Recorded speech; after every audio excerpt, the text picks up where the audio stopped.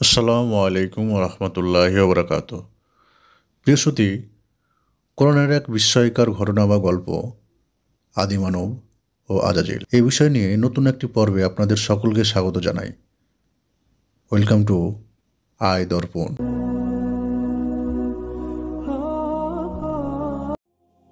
পৃথিবী সৃষ্টির একেবারে প্রথম দিকের কথা। তখন এখানে কোনো জীবজন্তু, পশু পাখি বা কীট পতঙ্গ কিছুই ছিল না। সমস্ত দুনিয়ায় বাস করত শুধু জিনেরা। তারা কেবলই নিজেদের মধ্যে ঝগড়াঝাটি, মারামারি নিয়েই থাকত।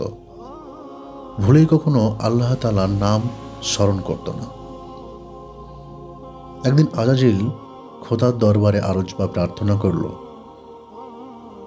হে প্রভু, আমাকে হুকুম দাও, আমি দুনিয়ায় গিয়ে জিন বংশকে গারদ বা ধ্বংস করে দুনিয়া থেকে পাপ দূর করে দিই।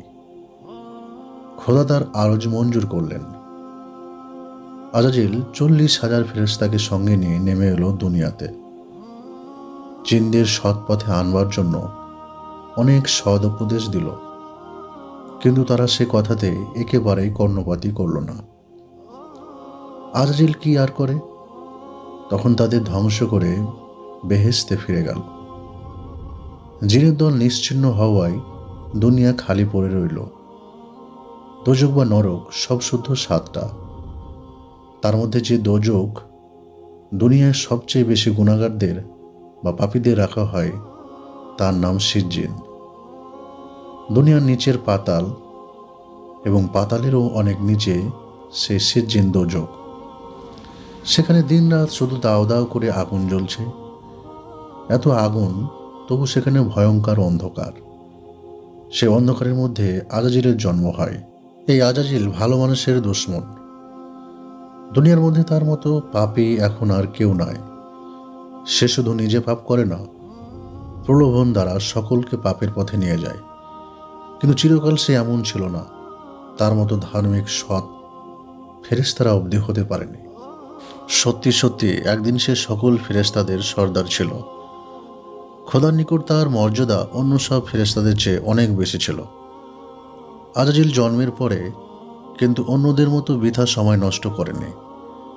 সে খোদার ইবাদতে মশগুল হয়ে পুরো 1000 বছর কাটিয়ে দিয়েছিল। সমস্ত দোজকে তিল পরিমাণ জায়গাও ছিল না যেখানে দাঁড়িয়ে খোদার উপাসনা সে করেনি। খোদা খুশি হয়ে তাকে সিজ্জিন দোজক থেকে পাতালে আসবার অনুমতি দিলেন। কিন্তু এখানে এসেও তার অহংকারের লেশমাত্র দেখা দিল না, বরঞ্চ খোদা তাআলার ইবাদতে আরও অধিক মনোযোগ প্রদান করল। দেখতে দেখতে 1000 বছর কেটে গেল এবং এমন এতটুকু জায়গা ফাঁক রইল না যেখানে দাঁড়িয়ে সে খোদার উপাসনা করল না। এমন করে আরও 1000 বছর কেটে গেল। খোদা তার কাজে সন্তুষ্ট হয়ে তাকে দুনিয়ার উপর নিয়ে এলেন। কিন্তু এত উন্নতি করেও সে খোদাকে ক্ষণকালের জন্য ভুলল না। দিনরাত খোদার ইবাদতে মশগুল হয়ে রইল। করুণাময় খোদা তাআলা এবার তাকে প্রথম আসমানে তুলে নিলেন।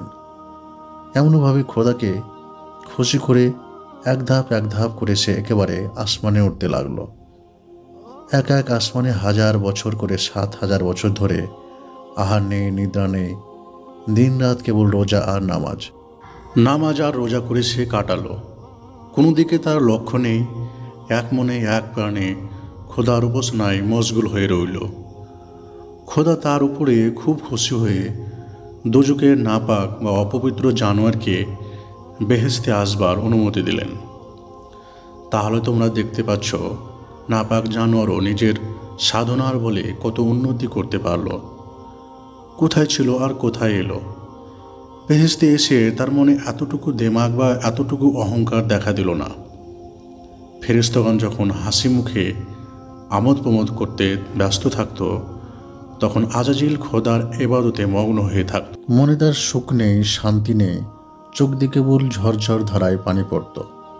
সে খোদার কাছে শুধু এই আরজ করত, হে এলাহি আলামিন, তোমার ইবাদতের বন্দেগী কিছুই করতে পারলাম না, আমার গুনাহ মাফ করো। আমি বেহেশত চাই না, আমি চাই তোমাকে। এই রূপে বেহেশতের আমোদ, আহ্লাদ, সুখ, স্বাচ্ছন্দ্য সমস্ত অগ্রাহ্য করে সে আরও আরও 1000 বছর খোদার ইবাদতে কাটিয়ে দিল। এবার খোদা তাআলা তার উপর অতিশয় সদয় হয়ে ফেরেশতাদের সর্দার করে বেহেশতের খাজানজি করে দিলেন। হলে কি হবে? তথাপি সে আল্লাহকে এক মুহূর্তের জন্য ভুলল না। দিন রাত আল্লাহর নামে মশগুল হয়ে রইল। আর মাঝে মাঝে বেহেশতের মিনারের উপর উঠে আল্লাহ তাআলার উপাসনার উপকারিতা সম্বন্ধে ফেরেশতাদের উপদেশ দিতে লাগল। ফেরেশতাগণ তার জ্ঞান ও বুদ্ধি দেখে নিজেদের মধ্যে বলাবলি করতে লাগল, আজাজিল খোদার অতিশয় প্রিয় বান্দা হয়ে গেছে। যদি আমরা খোদার কাছে কখনো কোনো প্রকার বিয়াদবি করে ফেলি তাহলে তার সুপারিশে আমরা বেঁচে যাব। খোদা তার কথা না শুনে পারবে না। এমনই করে ফেরেশতাদের মধ্যে মর্তবা দিনে দিনে বেড়ে উঠতে লাগলো। কিন্তু যার এত মর্তবা, তার আশা এখনো মিটল না। এখনো খোদার ইবাদত ছাড়া আর কোনো দিকে লক্ষ্য নেই। নিরালায় বসে কেবল খোদার জিকির করতে লাগলো। ইউরোপে আরও 1000 বছর কেটে গেল। সজল নয়নে কেবলই সে খোদার কাছে আরজ করতে লাগলো, হে রহমান, তুমি আমাকে দোজখ থেকে বেহেশতে এনেছ। এখন আমাকে মেহেরবানি করে একবার লহে মাহফুজে তুলে নাও। খোদা তার আরজ মঞ্জুর করলেন। সেখানে গিয়েও খোদার নাম ছাড়া অন্য কিছু মনের মধ্যে সে স্থান দিল না। দিনরাত খোদার উপাসনা একেবারে ডুবে রইল। একদিন সে দেখতে পেল লৌহে মাহফুজের এক জায়গায় লেখা রয়েছে, একজন ফেরেশতা 6 লক্ষ বৎসর খোদার উপাসনা করিবার পরেও যদি সে একটিবার খোদার আদেশ অমান্য করে তাহলে সে চরম দুর্দশা প্রাপ্ত হবে। তখন থেকে তার নাম হবে ইবলিস। আজাজিল ভয়ে কাঁপতে লাগলো। তার চোখ দিয়ে পানি ঝরতে লাগলো। কোনো দিকে তার হুঁশ নেই। ধীর স্থিরভাবে পাথরের মূর্তির মতো দাঁড়িয়ে দাঁড়িয়ে খোদার দরগায় আরজ করতে লাগলো। এমনইভাবে 5 লক্ষ বছর কেটে গেল। একদিন খোদা তাকে জিজ্ঞেস করলেন, আজাজিল, এখানে কেউ যদি আমার একটিমাত্র আদেশ অমান্য করে তবে তাকে কি শাস্তি দেওয়া উচিত? আজাজিল প্রত্যুত্তর করল, কেউ যদি আপনার আদেশ অমান্য করে তাহলে তাকে আপনার দরবার থেকে চিরদিনের জন্য দূর করে দেওয়া উচিত। খোদা বললেন, বেশ কথা, তুমি এখানে ওই কথাগুলি লিখে রাখো। আজাজিল খোদার হুকুম পালন করলেন। তোমাদের হয়তো স্মরণ আছে, আল্লাহর নির্দেশে আজাজিল জিন বংশকে গারদ করবার পর দুনিয়া খালি পড়ে থাকে।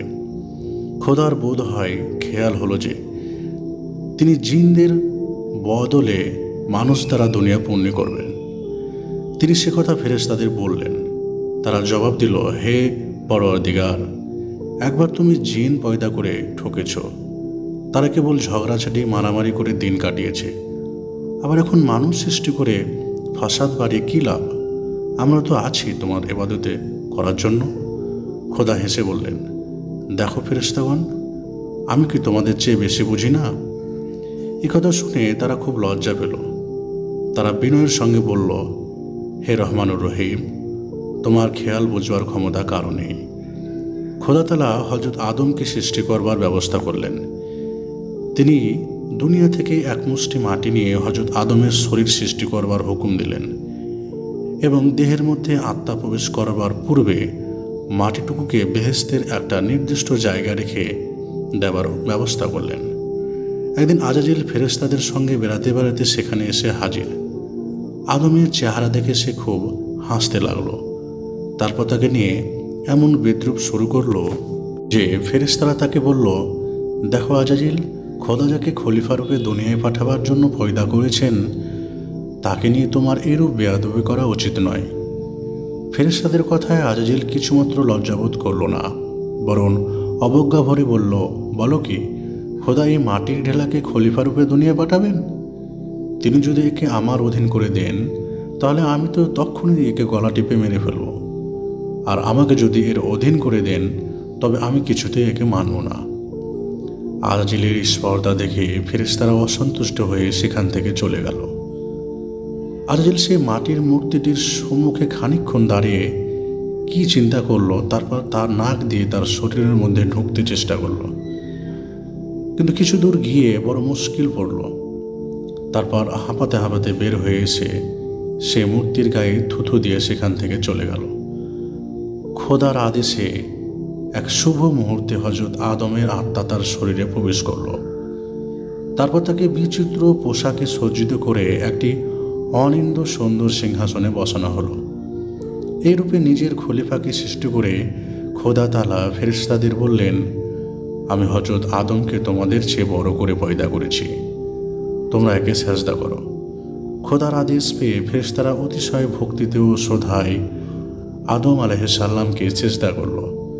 কিন্তু আজাজিল মূর্তির মতো দাঁড়িয়ে রইল, সেজদা তো করলই না, এমনকি মাথা পর্যন্ত নোয়ালো না। ফেরেশতারা আজাজিলের এই স্পর্ধা দেখে তাজ্জব হয়ে গেল।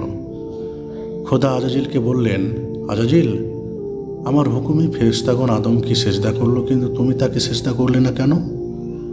আজাজিল জবাব দিল, হে খোদা, আদমকে দুনিয়ার নাপাক মাটি থেকে পয়দা করেছ, কিন্তু তুমি আমাকে আগুন থেকে সৃষ্টি করেছ, আমি তাকে সেজদা করতে পারি না। অতিশয় অসন্তুষ্ট হয়ে খোদা বললেন, রে মূর্খ, আত্ম অহংকারে তুই আমার হুকুম অমান্য করেছিস। জানিস তাকে মাটি থেকে পয়দা করার ব্যবস্থা আমি করেছি, আমি তাকে ফেরেশতাদের বড় করেছি, আর আমি তাকে সেজদা করতে বলেছি। কিন্তু এত স্পর্ধা তোর কিসে হলো? তুই এতদিন আমার ইবাদত করেছিস সেই বলে কি? কিন্তু তুই না লহে মাহফুজে লিখে রেখেছিস, লক্ষ লক্ষ বৎসর আমার ইবাদতে মশগুল হয়ে থাকলেও আমার একটি মাত্র আদেশ অমান্য করলে সমস্ত ইবাদত ভঙ্গ হয়ে যাবে। তুই আজ থেকে মর্দুদ হয়ে গেলি, তুই আমার দরবার থেকে দূর হয়ে যা। খোদা ওই কথা বলবার সঙ্গে সঙ্গে আজাজিলের চেহারা বিশ্রী রূপে পরিবর্তিত হয়ে গেল। তার পায়ের রং হলো অত্যন্ত কালো, মুখ হলো শুকুরের মুখের মতো, চোখ দুটি কপাল থেকে বুকের উপর নেমে এলো। তার নাম হলো ইবলিস। আজাজিল নিজের দুর্দশা দেখে মনে মনে খুব ভয় পেল, কিন্তু বাইরে সে ভাব মোটেই প্রকাশ করল না। খোদার দরগায় আরজ করল, হে খোদা, আমি নিজের আকস্মিকতে যে পাপ করেছি তার শাস্তি ভোগ আমাকে করতেই হবে। তার জন্য আমাকে যে দুজকি করেছ তা আমাকে মানতে হবে। আমি জানি হাজার চেষ্টা করলেও আমার এই কসুর মাফ হবে না। তোমার দরবার থেকে চিরকালের জন্য চলে যাবার আগে আমি গোটা কয়েক আরজ পেশ করতে ইচ্ছে করি, আশা করি তুমি তা মঞ্জুর করবে। খোদা বললেন, বল, তোর কি আরজ আছে? ইবলিস বলল, আমার প্রথম আরজ এই যে আমাকে কিয়ামত পর্যন্ত স্বাধীনতা দাও। খোদা সে আরজ মঞ্জুর করলেন। ইবলিস তার দ্বিতীয় আবেদন পেশ করল, বলল, আমাকে লোকচক্ষু অদৃশ্য করে দাও, আর কেউ জানতে না পারে এমন করে সকলের হাড় মাংসের স্নায়ু মজ্জা শরীরের মধ্যে প্রবেশ করবার ক্ষমতা দাও। খোদা তা মঞ্জুর করলেন। তারপর ইবলিস বলল, লক্ষ লক্ষ বছর তোমার ইবাদতে মশগুল থেকে সিজ্জিন দোজখ হতে বেহেশতে আসবার সৌভাগ্য আমার হয়েছিল, কিন্তু তোমার তৈরি সামান্য বান্দার উপর বেয়াদবি করার জন্য আমাকে শাস্তি দিলে। তোমার প্রিয় মানবের উপর আমি তার প্রতিশোধ নেব। তুমি আমাকে শয়তান করলে, আমি তোমার বান্দাকে শয়তান করে তৈরি করব। যেমন সামান্য একটু কসুরে আমাকে নরকী করলে, তেমন তোমারই প্রিয় মানুষেরা দিন রাত তোমার রোজা নামাজ করলেও আমি তাদের সামান্য একটু হলেও ত্রুটি করবার চেষ্টা করব। আর এমনি করে হাজার হাজার বান্দা দোজকে পাঠাবার ব্যবস্থা আমি করব। আর তুমি তাদের সৎ পথে চালিত করার জন্য অনেক নবী ও পয়গম্বর পাঠাবে, তারা তাদের উদ্ধারের জন্য অনেক অনেক উপদেশ দান করবেন, কিন্তু কিছুতেই কিছু হবে না। আজ থেকে তোমার মানবের অনিষ্ট করাই হবে আমার একমাত্র কাজ। এ বলে ইবলিস ডানা মেলে দুনিয়ার দিকে উড়ে গেল। সেই থেকে সে শয়তান। তার প্রতিজ্ঞা কেমন করে পূরণ করছে তা তোমরা দিন রাত দেখতে পাচ্ছ। খোদার ইমানদারের চেয়ে শয়তানের বেঈমানদারের সংখ্যা দিন দিন বেড়ে চলেছে। তাহলে তোমরা দেখতে পেলে ইবলিস লক্ষ লক্ষ বছর খোদার উপাসনা করে কত উন্নতি করেছিল। একদিনের সামান্য একটু কসুরে তা সমস্ত নষ্ট হয়ে তার কত অধঃপতন হলো। সুতরাং তোমার জীবনের প্রথম থেকে শেষ পর্যন্ত ন্যায় ধর্ম ও সত্য পথে চলতে চেষ্টা করবে। কখনো ভুলেও এক নিমিষের জন্য একটুও ত্রুটি করবে না। জীবনের একটু কসুরও খোদা মাফ করবেন না। তোমরা হয়তো মনে করবে প্রথমে একটু আধটু কসুর করে ভালো কাজ করবে, কিন্তু এভাবে হয় না। প্রিয় শ্রোতা, আজকের পর্ব এখানেই শেষ করছি। আশা করি আপনাদের ভালো লেগেছে। যদি ভালো লেগে থাকে আমাদের চ্যানেলটি সাবস্ক্রাইব করে বন্ধুদের মাঝে শেয়ার করবেন। আসসালামু আলাইকুম রহমতুল্লাহি ওয়া বারাকাতুহু।